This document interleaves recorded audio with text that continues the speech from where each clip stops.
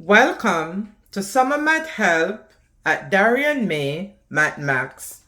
Our topic for today is distributive property. Let's look at the expression 3 times 8 plus 2. The first thing that comes to our mind to solve this expression is the order of operation, where we would add these two terms in the parentheses. They are like terms, so we could go ahead and add them. Order of operation, parentheses first, so we're going to have our 3 times 8 plus 2 is 10, and then we multiply 3 times 10, 30. So why do we use this example when we're dealing with the distributive property, when we could just go ahead and solve using the order of operation? Well, it is because the distributive property allows for another way to solve this expression. So let's see, with the distributive property, we're going to label this, the first one A, then this one is B, and the third one is C. So the distributive property, A times B, A times C. So to apply the distributive property to solve an expression, we're going to multiply A times B and then A times C. So let's apply the distributive property to solve this expression. So this is equal to AB plus AC, and then we're going to have 3 times 8, because 3 times 8 is 3A times B, 3 times 8 plus 3 times 2, which is A times C, 3 times 2, and that is equal to 3 times 8, 24, plus 3 times 2, 6, and that is equal to 30. So yes, we use the order of operation, but as we can see here, the distributive property allows for another way to solve that expression. Now let's solve these 4 expressions using the distributive property. So now we know what the distributive property is. How we apply it is A times B plus A times C. So our first example, 3 times 2 times 4, 2 times x plus 4, 3 times 2x plus 4.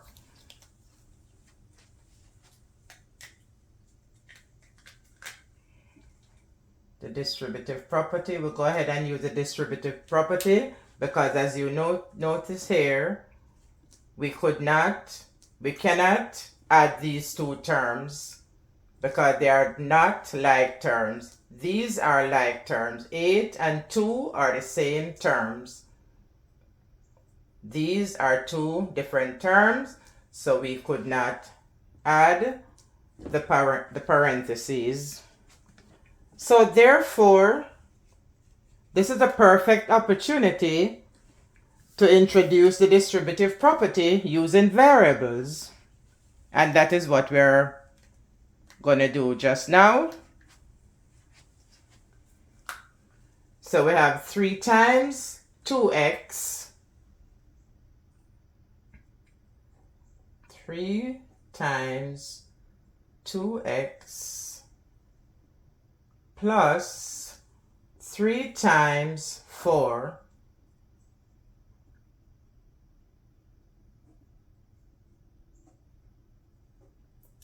and that would give us 6x plus 12. And that is using the distributive property. We apply the distributive property and then we simplify.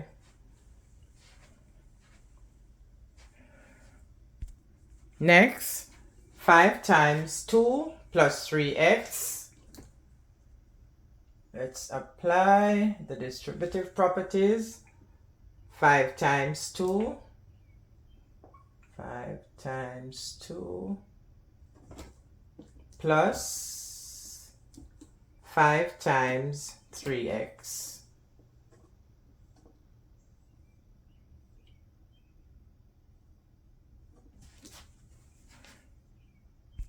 Now we simplify. 5 times 2, 10. 5 times 3x, 15x.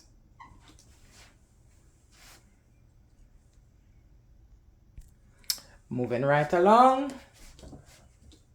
Negative 3 times 1 plus 2n.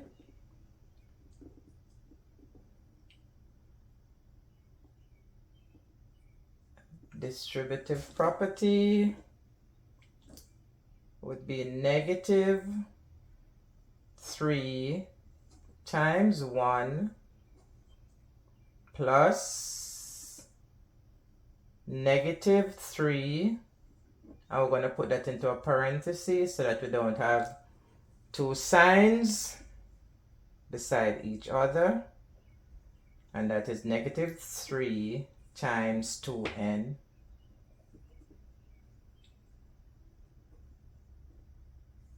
Simplify. 3 times 1 is 3. And negative and positives give you a negative. Plus 3 times 2n is 6n. And negative and positive give you a negative.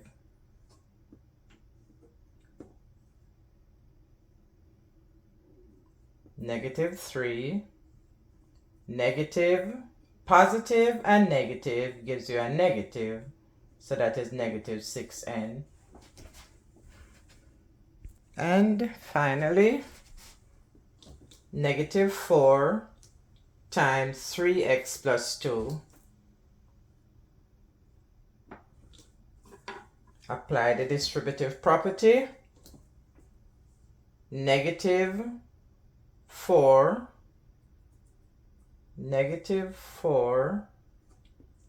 times 3x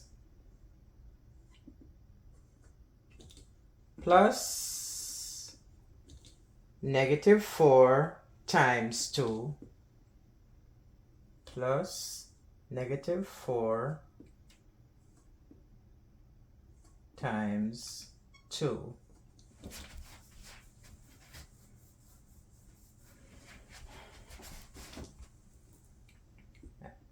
Simplify. 4 times 3x, 12x. Negative and positive, negative. 4 times 2 is 8. So we're going to have back our plus sign. 4 times 2 is 8. Negative and positive give you negative.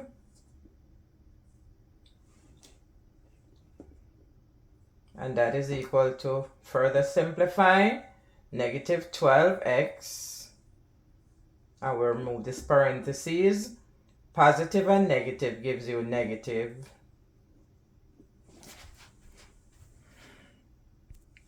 And there you have it. Thanks for watching. I hope you find this very helpful. Please remember to like, share, and subscribe.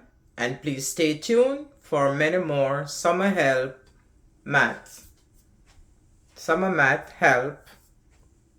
Please remember to like, share, and subscribe, and I'll see you in the next video. Thanks for watching.